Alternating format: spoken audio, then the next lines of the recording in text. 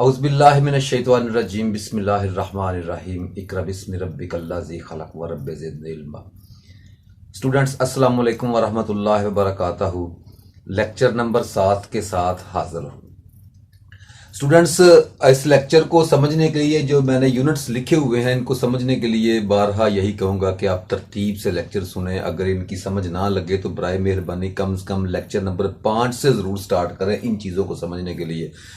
ये मैं आपको मुख्तलिफ तरीक़ों से समझा रहा हूँ क्योंकि ये ऐसी चीज़ें हैं जो सारी ज़िंदगी मुख्तलिफ जगहों पे मुख्तलिफ औकात में आपको काम आएंगे और भी बहुत ज़्यादा सवालों के जवाब यही चीज़ें देगी। तो इलेक्ट्रिकल पढ़ने के लिए ये चीज़ें बहुत ज़रूरी हैं, इसलिए इन्हें मैं मुख्तलिफ तरीक़ों से डिफ़ाइन करने की कोशिश कर रहा हूँ। तो हम पढ़ रहे हैं इस वक्त रेजिस्टेंस, एम्पेयर और वोल्ट को। तो स्टूडेंट्स, हमने पिछली बार इसकी तारीफ पढ़ी थी, आज फिर उस तारीफ को दोहराते हैं कि रेजिस्टेंस हम किसे कह रहे हैं। रेजिस्टेंस बेसिक रेजिस्ट इंग्लिश का लफ्ज है जिसके उर्दू में मानी भी बनते हैं रुकावट के, कि रुकावट को हम रेजिस्ट कह रहे हैं। तो रुकावट कौन सी? वैसे तो हर चीज में कोई रुकावट आएगी उसको रेजिस्ट ही कहेंगे आम हालात में। जैसे मैं कहूंगा कि मैं एक बंदे को धक्का लगा रहा हूं, वो बंदा आगे से खड़ा हुआ है, तो उसका मतलब वो रेजिस्ट कर रहा है मुझे।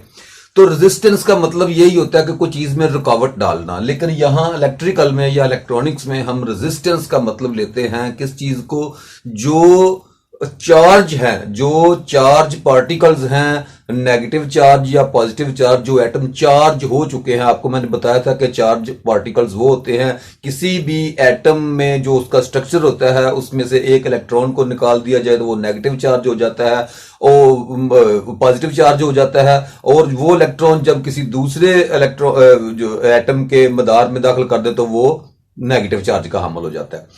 तो ये जो चार्ज पार्टिकल जिसे हम कहते हैं, पार्टिकल का मतलब होता है कि वो वाला एटम जिसका कोई इलेक्ट्रॉन कम है या उसके पास एक इलेक्ट्रॉन प्रोटॉन की निस्बत ज्यादा है। तो दोनों ही चार्ज पार्टिकल गिने जाएंगे। एक नेगेटिव चार्ज का हामिल होगा जिसके पास इलेक्ट्रॉन ज्यादा है, दूसरा पार्टिकल पॉजिटिव चार्ज का हामिल होगा जिसके पास एक इलेक्ट्रॉन कम है।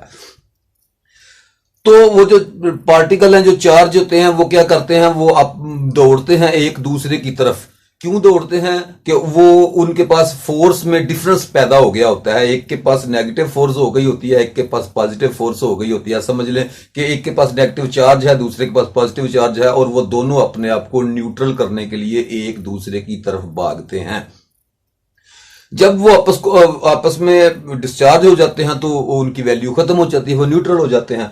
तो जब कोई ताकत, कोई पावर, कोई ऐसी चीज जब उन चार्ज को पैदा करे, उनमें इलेक्ट्रॉन की डिफरेंस पैदा कर दे, उनको चार्ज बना दे, आम किस्म के मटेरियल को चार्ज कर दे, तो वो चार्ज डिस्चार्ज होने के लिए एक किसी रास्ते से, किसी जगह से गुजरने की कोशिश करता है। हम उसको रास्ता मुहैया करते हैं, कोई वायर, कोई किसी किस्म का कोई चीज भी हम उसके दरमियान में लगाते हैं, तो वो उस रास्ते से गुजर के डिस्चार्ज हो जाते हैं।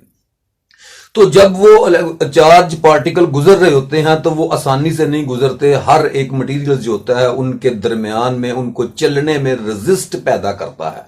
तो जो रेजिस्ट वो होती है, ये रेजिस्टेंस हम उसे कहते हैं, उस रुकावट को इलेक्ट्रिकल में उसको रेजिस्टेंस कहते हैं, इलेक्ट्रिकल या इलेक्ट्रॉनिक्स में, कि जो चार्ज पार्टिकल जो हैं, जो इलेक्ट्रॉन जिनके पास ज्यादा हैं एटम्स, या जिनके पास इलेक्ट्रॉन कम है, वो एटम जब वो गुजरते हैं डिस्चार्ज होने के लिए, तो रास्ते में से जो चीज उनको रुकावट पेश करती है उसको हम कहते हैं रेजिस्टेंस।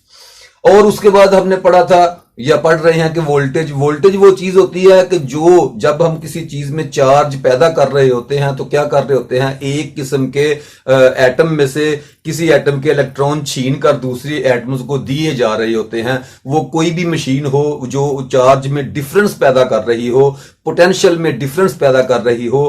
पोटेंशियल का मतलब ये होता है, जैसे हम कहते हैं ना, इस बंदे में बड़ा पोटेंशियल है, ये कुछ ना कुछ करेगा। उसका मतलब ये होता है कि इसमें कुछ करने की सलाहियत है। ठीक हो गया? तो पोटेंशियल डिफरेंस का मतलब होता है कि वो सलाहियत जिसने कुछ कर जाना है। कुछ कर जाना है, कुछ ना कुछ उसने करना है, वो पोटेंशियल इसमें आ गया है। वो पोटेंशियल डिफरेंस का मतलब होता है कि इसकी निस्बत दूसरी तरफ पोटेंशियल और है और इसकी निस्बत इस तरफ पोटेंशियल और है, दोनों में डिफरेंस पैदा हो गया है। तो ये डिफरेंस खत्म करने के लिए उसने कोशिश करनी है मेरा डिफरेंस खत्म हो जाए, और डिफरेंस जहां भी खत्म, जहां जिस रास्ते से उसे खत्म करवाएंगे उस रास्ते से वो चार्ज पार्टिकल गुजरेंगे तो डिफरेंस खत्म करने की कोशिश करेंगे। जबकि हमारे दरमियान में एक यूनिट लगा हुआ है, एक ऐसी चीज लगी हुई है, कोई बैटरी लगा लें, जनरेटर लगा लें, ये बाद का मसला है। वो कैसे डिफरेंस पैदा करते हैं वो आपको जरूर इंशाल्लाह सिखाऊंगा। लेकिन वो डिफरेंस पैदा करने वाली जो मशीन लगी हुई है वो कंटिन्यू डिफरेंस पैदा कर रही है, और डिफरेंस को मिटाने के लिए वो जो पार्टिकल हैं वो भागते हुए अपने आप को डिस्चार्ज करने के लिए उस तरफ भागते हैं कि यहां से जाकर डिस्चार्ज हो जाएंगे, और उनके दरमियान में जो भी जहां से गुजर रहे हैं वो रास्ता उनके दरमियान में रेजिस्ट पैदा करता है, उसको रेजिस्टेंस कहते हैं। और जो ताकत उनको चलाने का सबब बन रही है, ताकत कौन सी है? Potential difference. पोटेंशियल डिफरेंस कौन सा है? Electrical potential difference. कि बिजली जो करना चाह रही है, इलेक्ट्रिकल का मतलब बिजली है, कि बिजली में जो पोटेंशियल, बिजली की जो ताकत का डिफरेंस हमने कायम कर दिया है, जो उसके अंदर कुछ करने की सलाहियत है, उसको में हमने डिफरेंस पैदा कर दिया। वो डिफरेंस को खत्म करने के लिए जो काम करेगी या जिस तरफ को डिफरेंस को खत्म करने के लिए भाग रही है, जब जितनी वो भागती है उसको हम कहते हैं करंट। ठीक हो गया, इलेक्ट्रिकल करंट। तो इलेक्ट्रिकल करंट जो होती है वो समझ लें कि उसको रोकने के लिए रेजिस्ट उसको रोकने की कोशिश कर रही होती है, क्योंकि रेजिस्ट पैदा ज्यादा हो जाएगी तो इलेक्ट्रिकल करंट कम गुजरेगी, उसको गुजरने नहीं देगी। तो उसके जो होता है एम्पेयर जो होते हैं वो करंट को पमाइश करने की इकाई है, करंट को पमाइश करने का यूनिट है। जैसे रेजिस्टेंस जो है, रेजिस्टेंस को हम इस रेजिस्टेंस का जो यूनिट है, जो इलेक्ट्रिकल, मतलब इलेक्ट्रिकल में हम जिसको रेजिस्टेंस कह रहे हैं वो मैंने आपको डिफाइन अभी किया है कि इलेक्ट्रिकल में हम रेजिस्टेंस किसे कह रहे हैं? उस चीज को जो इलेक्ट्रॉन या चार्ज पार्टिकल को गुजरने में रुकावट पेश कर रही है, रुकावट का सबब बन रही है, उस खसियत को हम कहते हैं कि इस मटीरियल की ये रेजिस्टेंस है। ठीक हो गया, उस खसियत को। तो उस चीज का नाम, जो रेजिस्टेंस है, उसका नाम हमने रखा हुआ है, मतलब कि पूरी दुनिया ने रखा हुआ है, मैंने नहीं रखा, जॉर्ज साइमन ओहम ने रखा था, उसके नाम पे रखा गया था। उस यूनिट का नाम है, रेजिस्टेंस को पमाइश करने के यूनिट का नाम है ओहम। उसी साइंसदान के नाम पर, जॉर्ज साइमन ओहम के नाम पर उस यूनिट का नाम रखा गया है, जिसको कहते हैं ओहम। जाहिर किया जाता है OHM, या इसके बाद इसका निशान होता है ओमेगा का निशान, इसको ओमेगा से जाहिर किया जाता है। और ये किस चीज का नाम है? ये यूनिट का नाम है, क्वांटिटी नहीं है। क्वांटिटी वो होती है, यूनिट को आप समझने पहले कि सबसे पहले फर्ज करें पानी पड़ा हुआ है, मेरे घर में पानी पड़ा हुआ है, बहुत ज्यादा है, दुनिया को बाहर पानी की जरूरत है। मेरे पास एक बंदा आता है, मुझे कहता है भाई मुझको पानी दे दो, तो मैं उसे कहूंगा कितना पानी चाहिए? तो वो मुझे कहेगा कि भाई जो भी यूनिट उसने, फर्ज करो उसने जग पकड़ा हुआ, वो मुझे कहता है 10 जग पानी के दे दो। इसका मतलब यह है कि उसके पास यूनिट जग है, वो कहता है 10 जग पानी के दे दो। अब एक यूनिट का नाम क्या हो गया? जग। मैंने उसको 10 जग भर के दिए और 10 जग कल उसको वापस ले लूंगा उसी यूनिट के साथ। अगर मेरे और उसके यूनिट में फर्क होगा तो पहले हम यूनिट को बराबर करेंगे। यूनिट का मतलब होता है किसी चीज की पमाइश करने के लिए एक, समझ लें कि जो होता है ना, मतलब कि कोई इकाई जो होती है उसको यूनिट कहते हैं। किसी चीज की इकाई, एक चीज, एक का नाम कितना होगा, तो उसकी निस्बत से हम गिन लेते हैं, यार एक जग का इतना पानी होता है तो हम कहते हैं 10 जग दे दो। उस निस्बत से हम कह देते हैं यार 10 जग, 20 जग, 25 जग। मतलब कि यूनिट का एक नाम भी रखा जाता है, जैसे उसका नाम जग है। तो उसकी अमाउंट तय की जाती है कि अगर किसी और जगह से इसको टेस्ट किया जाए तो अमाउंट कितनी होगी, उस एक जग में कितना पानी होगा, वो उसकी अमाउंट तय की जाती है। तो ओहम जो है उसकी एक अमाउंट तय कर दी गई। वो अभी जब तरतीब से मैं आपको समझाऊंगा तो आपको पता चलेगा कि एक ओहम की अमाउंट कितनी है। दरअसल मेन चीज हमारे समझने के लिए यह है कि उसको ओहम कहते हैं, उसका निशान ओमेगा है। ठीक है जी, जॉर्ज साइमन ओहम के नाम से इसे लिखा जाता है, ओहम, और निशान क्या? ओमेगा। और रेजिस्टेंस उसका जो यूनिट का नाम है उसका नाम रख दिया रेजिस्टेंस, और पमाइश करने के लिए उसको ओहम में पमाइश कर रहे हैं। ओहम की एक वैल्यू है, वैल्यू मैं आपको बाद में बताऊंगा। तो सबसे पहले क्या हुआ, रेजिस्टेंस। रेजिस्टेंस को किस चीज से जाहिर करते हैं आमतौर पे, ओमेगा के निशान से। क्या जाहिर करते हैं, इसकी जो ओहम जो यूनिट है उसकी क्वांटिटी, ओमेगा के निशान से उसकी क्वांटिटी तय की जाती है, जबकि आमतौर पर रेजिस्टेंस को बड़े आर से लिखा जाता है। कि हम अगर पूछना चाहते हैं कि इस मटेरियल की रेजिस्टेंस कितनी है, तो हम पूछेंगे इस मटेरियल की रेजिस्टेंस, हम आर लिख के उसके आगे सवालिया निशान लगाएंगे कि हमें पता चले कि इसकी रेजिस्टेंस कितनी है। ठीक हो गया, पूछेंगे रेजिस्टेंस और इसका जवाब क्या देंगे। फर्ज करें हम कहेंगे 200 ओहम या 200 OHM, जबकि असूली तौर पे यहां निशान ओमेगा का ही आएगा। ओमेगा जाहिर करने के लिए है, OHM 3 लफ्ज होते हैं, ये लिखने की बजाय ओमेगा का निशान डाल दिया जाता है। इसका मतलब होता है 200 ओहम। सवाल क्या हो गया, आर। इसके आर कितना है, आर का मतलब है इसकी रेजिस्टेंस कितनी है। पूछना हमने रेजिस्टेंस है, रेजिस्टेंस को आर से जाहिर किया जाता है। जवाब हमने ओहम में देना है, उसकी वैल्यू उसकी क्वांटिटी के मुताबिक। तो क्वांटिटी किस में लिखी जाएगी, ओमेगा, ओहम में। ठीक हो गया, आपको इस यूनिट्स की उम्मीद है कि समझ आ गई है कि रेजिस्टेंस को उसके अमाउंट कितनी है या उसको टेस्ट कैसे किया जाता है। जब हम बाजार में जाएंगे रेजिस्टेंस लेने के लिए, तो याद रखें ये लफ्ज बहुत ज्यादा ये हम भी बोलते हैं, गलत करते हैं। कुछ लफ्जों को आप दुरुस्त करें, आप आने वाले दौर में काम करेंगे तो जो गलतियां हम में थी वो आप मत दोहराइएगा। मतलब बाजार में आप जाते हैं तो आप ये बात बिल्कुल कभी भी नहीं कहनी, ये लफ्ज की गलती है, गलती कभी भी नहीं करनी क्या कि मुझे 2 रेजिस्टेंस दे दो, ये लफ्ज नहीं कहना, ये लफ्ज गलत है। क्या कहना है, भाई मुझे 2 रजिस्टर दे दो, मुझे 1 रजिस्टर चाहिए। फिर वो पूछेगा कितना रजिस्टर चाहिए, उसकी रेजिस्टेंस वैल्यू क्या होगी, फिर हम उसकी रेजिस्टेंस वैल्यू बताएंगे कि 200 ओहम उसकी रेजिस्टेंस वैल्यू है, उस रजिस्टर की 200 ओहम रेजिस्टेंस वैल्यू है। ठीक हो गया, रेजिस्टेंस वैल्यू को कहते हैं, जबकि असल नाम उसका रजिस्टर होता है। यह चीज हो गई। उसके बाद हम आ जाएंगे जी वोल्ट पर। तो वोल्ट का क्या हुआ, वोल्ट हमने आपको बताया है, पहले भी मैंने आपको बताया कि वोल्ट क्या होते हैं, वो वाली प्रेशर, वो पोटेंशियल डिफरेंस। पोटेंशियल डिफरेंस की वजह से एक प्रेशर पैदा हो गया। क्यों प्रेशर पैदा हो गया, कि वो पोटेंशियल डिफरेंस के बाद अपने आप को डिस्चार्ज करने के लिए पार्टिकल भाग रहे हैं, तो उनको भगाने के लिए पोटेंशियल डिफरेंस दरकार है। तो जितना जितना पोटेंशियल डिफरेंस बढ़ता जाएगा, उसी ताकत उसी जोर के साथ वो भागेंगे, उसी जोर के साथ वो डिस्चार्ज होने के लिए भागेंगे। वो छोटी से छोटी रेजिस्टेंस या बड़ी रेजिस्टेंस वैल्यू में से भी गुजर जाएंगे अगर प्रेशर ज्यादा होगा तो प्रेशर मापने की इकाई जो होती है, चार्ज के दरमियान, डिस्चार्जिंग डिफरेंस के दरमियान, पोटेंशियल इलेक्ट्रिकल पोटेंशियल डिफरेंस के दरमियान जो उनके दरमियान प्रेशर मौजूद होता है, उसको पैमाइश करने की इकाई का नाम है वोल्ट। हम पूछेंगे, फर्ज करो कि इसके कितने वोल्टेज हैं, तो वोल्ट को V से जाहिर किया जाता है। तो जब सवाल होगा तो क्या किया जाएगा, कितने वोल्ट हैं, या अगर बैटरी के मुतल्लिका सवाल होगा, फर्ज करें जो चीज ये प्रेशर पैदा कर रही है, तो उसके लिए पूछा जाएगा, तो कहेंगे इसका कितना पोटेंशियल डिफरेंस है, इसका PD कितना है, PD पोटेंशियल डिफरेंस वो कितना है। दूसरा सवाल आ गया। ठीक हो गया। ऐसे ही जब कोई रेजिस्टर, किसी सर्किट में कोई रेजिस्टर, कोई आला, कोई चीज लगी हुई हो, और जब उसके किनारों पे, जब दोनों किनारों पे हम चेक करते हैं कि ये इसके ऊपर वोल्टेज ड्रॉप कितना हो रहा है, तो उसको कहते हैं ड्रॉप ऑफ पोटेंशियल या पोटेंशियल ड्रॉप। ठीक है जी, वोल्टेज ड्रॉप भी कहते हैं कि इसके ऊपर वोल्टेज कितने ड्रॉप हो रहे हैं। ठीक हो गया, तो उसका पोटेंशियल, उस पार्ट का पोटेंशियल डिफरेंस जो है वो भी हम उसको भी PD में ही जाहिर करेंगे।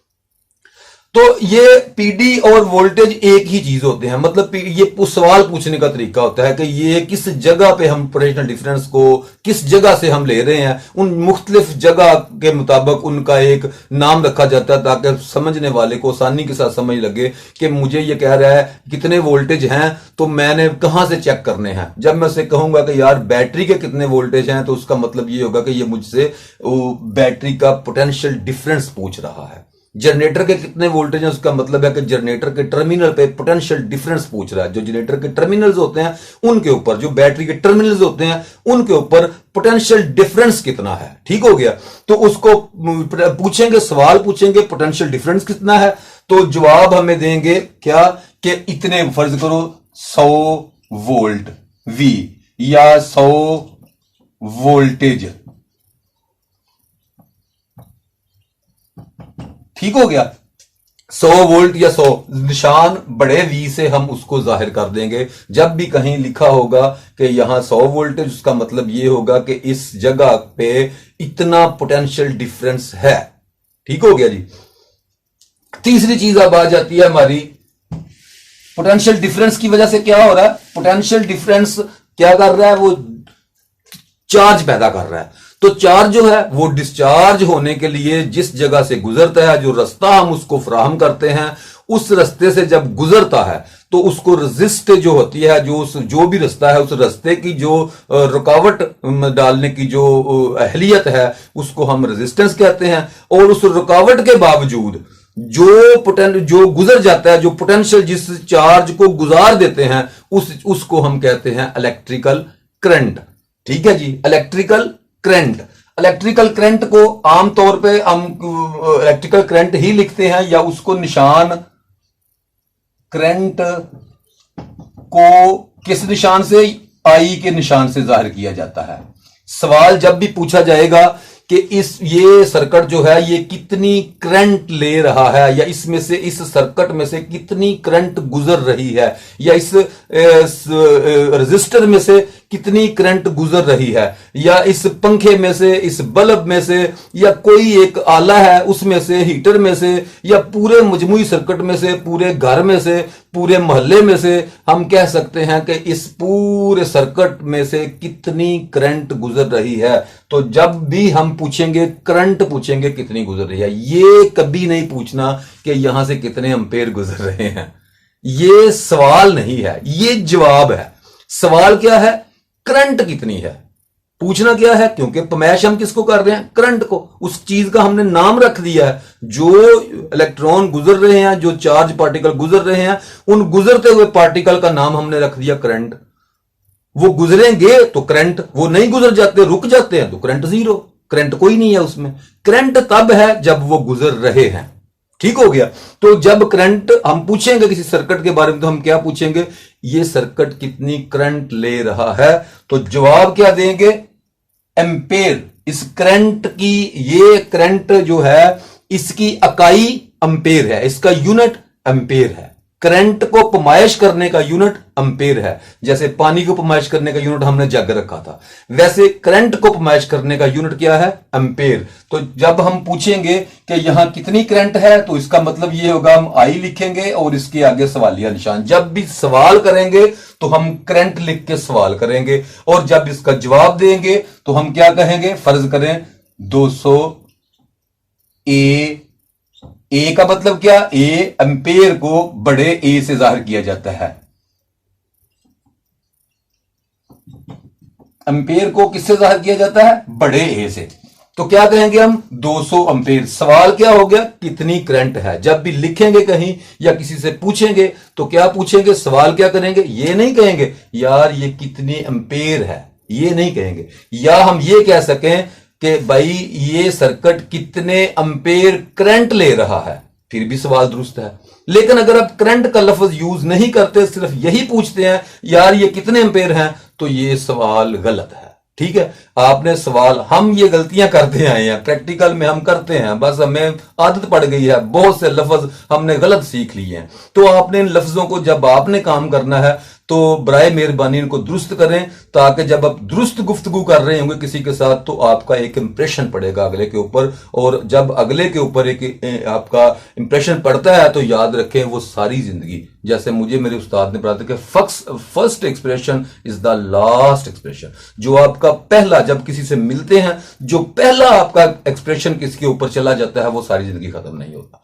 तो आपने अच्छा एक्सप्रेशन देने के लिए क्या होता है कि बंदा अच्छी गुफ्तगू अच्छे तरीके से चलना फिरना, अच्छी बॉडी लैंग्वेज, ये सब कुछ यूज करता है। ये एक कारीगर के लिए बहुत ज्यादा जरूरी है।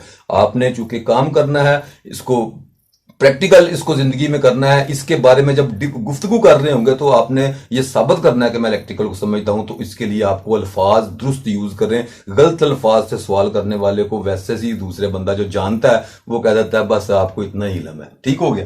तो क्या आपने पूछना है कितनी करंट है और जवाब क्या देना है, 200 एम्पेयर या 100 एम्पेयर या 20 एम्पेयर, जो भी आपकी वैल्यूज निकले। ठीक हो गया।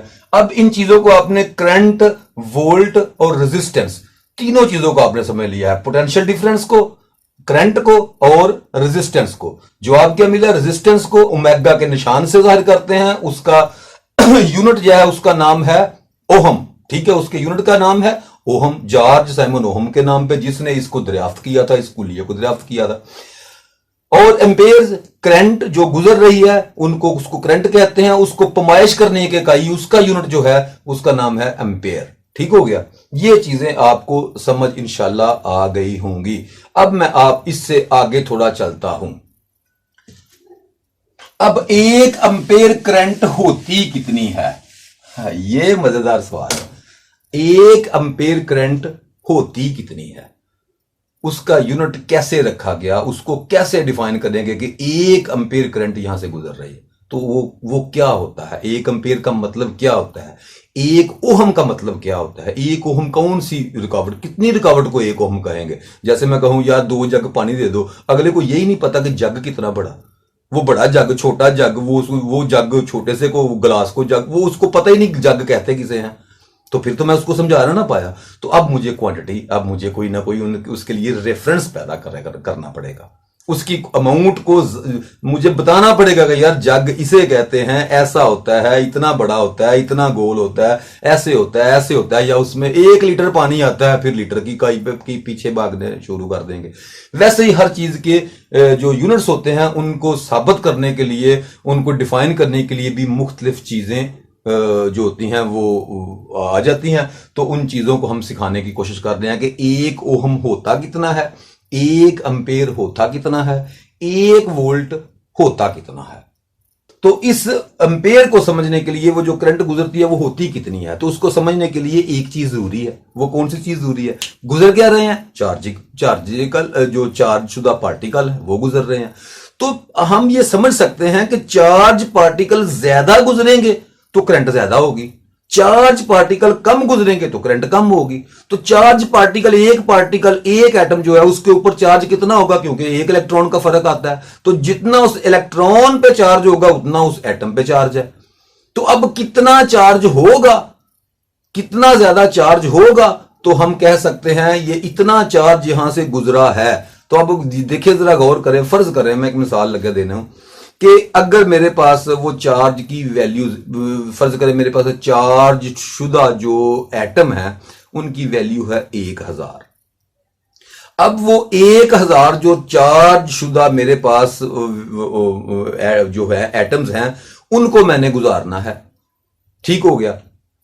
तो उन 1000 जिनको चार्ज किया हुआ उनका एक पोटेंशियल डिफरेंस बन गया, 1000 के बराबर बन गया। जितना उसका अपना पोटेंशियल है, जितना चार्ज 1 इलेक्ट्रॉन पे मौजूद है, उसके लिहाज से 1000 गुना चार्ज हो गया।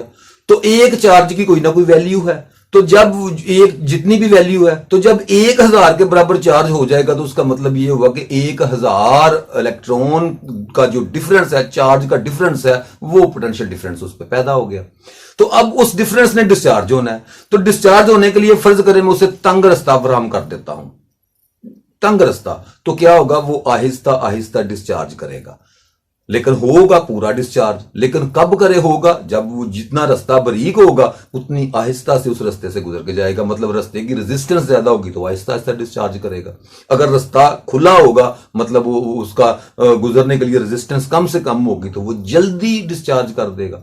तो जल्दी और देर, इसका मतलब क्या हुआ कि टाइम उसमें ऐड हो रहा है कि कितनी स्पीड से, कितनी जल्दी से ये चार्ज गुजर रहे हैं। ये 1000 इलेक्ट्रॉन नहीं, आप इनको दुरुस्त वैल्यू पे जाएं। इसको समझने के लिए आपको कॉलम पढ़ने की जरूरत है। कॉलम एक वैल्यू है। कॉलम कौन सी वैल्यू है, चार्ज जो हम, जैसे मैं 1000 इलेक्ट्रॉन कह रहा हूं, वो 1000 नहीं, उसकी एक वैल्यू मुकर्रर कर दी गई कि इतने इलेक्ट्रॉन, कितने चार्ज पार्टिकल, कितने, उनको आम हालात में हम लिखते हैं 6.25 मल्टीप्लाई 10⁻18, मतलब 6.25 ਜ਼ਰਬੇ 10 ਦੀ ਤਾਕਤ 18। ਇਹ ਲੇਟੈਸਟ ਕੁਲੀਅਰ ਨੇ ਲਿਖਣ ਵਾਸਤੇ ਇਹਨੂੰ ਮੈਂ ਥੋੜਾ ਜਿਹਾ ਡਿਫਾਈਨ ਕਰਾਂਗਾ ਹੋਰ ਬਰੀਕੀ ਨਾਲ, ਤਾਂ ਕਿ ਤੁਹਾਨੂੰ ਪਤਾ ਚੱਲ ਜਾਏ ਕਿ ਕਿੰਨੇ ਇਲੈਕਟ੍ਰੋਨ ਬਰਾਬਰ ਹੁੰਦੇ ਨੇ ਇੱਕ ਕਾਲਮ ਦੇ। ਕਾਲਮ ਨੂੰ ਕਦ ਨਾਲ ਜ਼ਾਹਿਰ ਕੀਤਾ ਜਾਂਦਾ ਹੈ? ਬੜੇ ਸੀ ਨਾਲ, ਲਿਹਾਜ਼ਾ ਅਸੀਂ ਕਵਾਂਗੇ 6.25 ਜ਼ਰਬ 10 ਦੀ ਤਾਕਤ 18 ਇਲੈਕਟ੍ਰੋਨ ਅਗਰ डिफरेंस पैदा कर देन, एक जगह तो दूसरी जगह ते मुंतकिल हो जान, ते उन्होंने उसी की कहांगे एक पासे इकट्ठे हो जान, इन्ने इलेक्ट्रॉन का चार्ज होइए या इतने इलेक्ट्रॉन का चार्ज हो जाए। पंजाबी भी साथ साथ कही हुई है, तो थोड़ी बहुत पंजाबी यार बोलनी चाहिए। तो इतने इलेक्ट्रॉन एक तरफ आ जाए तो हम उस चार्ज को कहेंगे एक कॉलम चार्ज। कितना डिफरेंस आ गया है? एक कॉलम चार्ज का। इसमें एक कॉलम चार्ज जो है, फर्ज करें एक कॉलम इलेक्ट्रॉन निकल के दूसरी तरफ चले गए, तो अब एक कॉलम चार्ज उस जिसके पास गए हैं उसके पास नेगेटिव चार्ज कितनी मिकदार में आ गया? एक कॉलम में। और जिससे निकले हैं उसके पास पॉजिटिव चार्ज मिकदार कितनी हो गई? पॉजिटिव, एक कॉलम। ठीक हो गया। तो एक कॉलम का मतलब क्या होता है? 6.25 ज़रब 10 दी ताकत 18। इसको अब हम आम जुबान में लिखते हैं, जैसे 5 पढ़ा बंदा जो मेरे जैसा है उसको वो समझ सके। तो इसका मतलब ये होता है कि 6 इशारियों को हम खत्म कर देते हैं तो 25 लगा लेते हैं। तो 10 का मतलब ये होता है कि 10 को 18 बार आपस में ज़रब दी गई है। 10 की ताकत 18 का मतलब 10 की ताकत 2 हो तो उसका मतलब है 10 को 10 के ज़रब दी तो उसका मतलब 100 हो गया। 10 की ताकत 3 हो गई तो इसका मतलब है 10 ज़रबे 10 ज़रबे 10, ठीक है, तो उसका मतलब कि 1000 हो गया। वैसे जितने ये लिखे होते हैं, इतने 10 की ताकत जितनी लिखी होती है इतने सिफर इसके आगे डाल लें तो ये 10 की ताकत पूरी हो जाती है। अब जितने भी सिफर हैं उनको अगर इनसे ज़रब देंगे तो क्या होगा? ये 6.25 और इसके आगे 10 की ताकत 18 सिफर लगा लेंगे तो ये रकम, फिर उसके बाद ज़रब को खत्म करना पड़ेगा, फिर इशारियों को खत्म करना पड़ेगा। अब इशारियों को खत्म करने के लिए क्या होगा कि 18 में से 2 सिफर हम निकाल लेंगे तो हम कहेंगे 625 और बाकी सिफर कितने बच गए? 16। हम इसके आगे 16 सिफर लगा देंगे। 1 2 3 4 5 6 7 8 9 10 11 12 13 14 15 और 16। तकरीबन इतने इलेक्ट्रॉन, तकरीबन आप परेशान हो गए, ये तो गिनती खत्म हो गई है। तो हमारी गिनती जो थी, कभी हमें पढ़ाया जाता था, अब शायद लोगों अब नहीं पढ़ाया जाता। उर्दू में भी इसके लफ्ज होते थे, जैसे हम कहते थे, मैंने जो पढ़ा हुआ है अकाई, जैसे ये गौर से पढ़े जरा, मेरी सुने भी आपको थोड़ी सी हंसी आएगी लेकिन हंसीएगा मत, हमने पढ़ा हुआ है। कभी हमारे टीचर पढ़ाते थे, आजकल नहीं स्कूल में पढ़ाते। इसको कहते थे अकाई, दहाई, सैकड़ा, हजार, 10,000, लाख, 10 लाख, करोड़, 10 करोड़, अरब, दा अरब, खरब, दा खरब, नील, दा नील, संख, दा संख, पदम, दा पदम।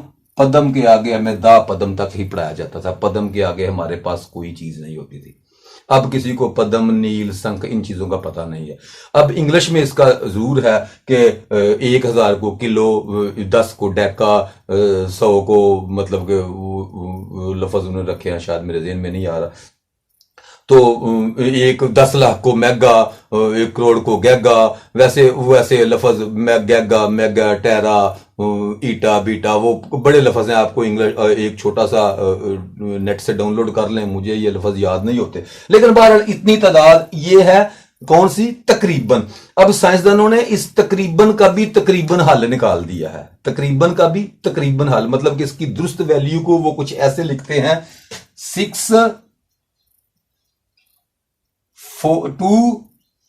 6 2 4 1 और इसके आगे 50 90 74 46 क्या लिखा हुआ 076 26 607 06 .776 इतने इलेक्ट्रॉन, ये करेक्ट वैल्यू उन्होंने मालूम की है। ये सारी कुलियों से वैल्यू निकलती है, याद रखें। ये जो कुलिये बना लेते हैं ना, इनको रियाजी में ही हम कन्वर्ट करके रियाजी में हिसाब किताब करते हुए जब कोई वैल्यूज निकलती हैं तो हम उनको वैल्यू को स्टैंडर्ड मान लेते हैं। बल्कि हमने देखा तो कुछ नहीं होता ना, हमें आज तक पता है। मैंने पहले आपको बताया था, ये थ्योरीज जो है ना, ये थ्योरीज रियाजी के ऊपर समझ लें कि किसी चीज को परखने के लिए कोई यूनिट बनाया गया, वो यूनिट का जब हिसाब करते करते यहां तक पहुंचे तो आपस में इकाइयों को मिलाने के लिए तो जो चीजें सामने आती हैं फिर वही चीजें स्टैंडर्ड मानी जाती हैं। और इस वक्त ये स्टैंडर्ड है कि इतने इलेक्ट्रॉन जो होते हैं उनकी वैल्यू को क्या कहते हैं, एक कॉलम। ये बहुत बड़ी वैल्यू है। आमतौर पे इलेक्ट्रिकल में इसके जो माइक्रो कॉलम, मिली कॉलम, छोटे यूनिट्स भी इस्तेमाल होते हैं। लेकिन एक कॉलम का मतलब क्या हुआ, इतने इलेक्ट्रॉन। इतने इलेक्ट्रॉन जब एक जगह से दूसरी जगह ट्रेवल करते हैं तो कहते हैं यहां से एक कॉलम चार्ज गुजरा है। क्या कहेंगे, यहां से एक कॉलम चार्ज गुजरा है। अब दूसरी चीज है, ये जो एक कॉलम चार्ज है जिसको गुजरने के लिए जिस जहां से गुजर रहा है वो रास्ता रेजिस्ट फराहम कर रहा है, और उसको गुजारने की कोशिश कौन करवा रहा है, पोटेंशियल डिफरेंस। जो डिफरेंस पैदा हो गया है वो अब उसको गुजारने की कोशिश, वो ताकत वो पीछे से पावर फराहम कर रहा है, धक्का लगा रहा है उन चार्ज पार्टिकल को, तो उसको वोल्ट कहते हैं। तो ये जो चार्ज है जब यहां से गुजरता है, अगर इस चार्ज की स्पीड, मैंने पहले कहा टाइम इसमें ऐड होगा कि इसकी स्पीड क्या है, इस चार्ज के गुजरने की, इतने इलेक्ट्रॉन अगर एक सेकंड में डिफरेंस के एक टर्मिनल से दूसरे टर्मिनल तक पहुंचते हुए, एक सेकंड में किसी जगह से गुजरते हुए एक सेकंड में एक कॉलम चार्ज गुजर जाए या गुजर रहा हो, उसकी रेशो क्या हो कि एक सेकंड पर सेकंड, हर सेकंड में एक कॉलम गुजर रहा हो, हर एक सेकंड में इतने इलेक्ट्रॉन गुजर रहे हूं। तो जब ये इलेक्ट्रॉन गुजर रहे होंगे, लाजमी बात है कि वो अपने अपनी तरतीब एक मिकदार बनी होगी, उतनी मिकदार गुजर रही होगी, तो एक सेकंड में इतने इलेक्ट्रॉन गुजरेंगे। एक सेकंड में इतने इलेक्ट्रॉन गुजर रहे हों, फ्लो की रेशो ये हो, गुजरने की जो होती है जिसको कहते हैं फ्लो, गुजर रहा है जो चीज, तो गुजरने की रेशो जो है वो ये हो कि एक सेकंड में एक कॉलम गुजर रहा हो, तो हम कह सकते हैं कि यहां से 1 एम्पीयर करंट गुजर रही है।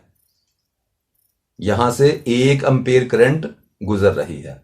इसको मजीद आगे डिफाइन करेंगे, लेक्चर बड़े ना हो जाए। मुझे ये भी बड़ा मसला है, कोई बंदा कहता है लेक्चर छोटे रखो, तो जब इसके आगे और अब मैं इन चीज़ों को और ज़्यादा डिफाइन करना चाहता हूं, मगर लेक्चर मुझे लगता है कि काफ़ी बड़ा हो गया।